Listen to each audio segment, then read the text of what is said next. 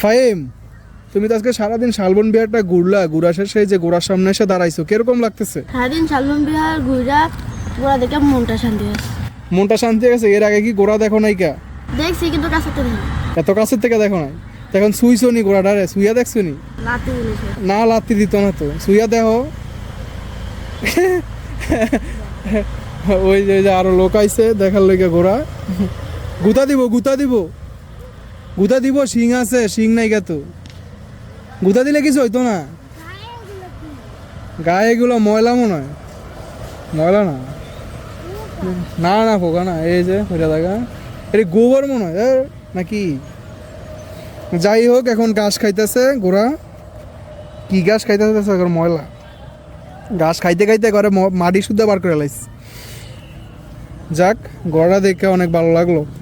আর এই যে মাঠে অনেক মানুষ খেলাধুলা করতেছে। আর ওই যে দূরে দেখতে পারতেছেন বৌদ্ধ মন্দির দূরে। আর এই যে এখানে খেলা হইতেছে, ক্রিকেট খেলা, ফুটবল খেলা। তো সব মিলিয়ে জোস, একদম পারফেক্ট একটা জায়গা। আজকে আসলাম, সারাদিন ঘুরলাম, খুবই ভালো লাগলো।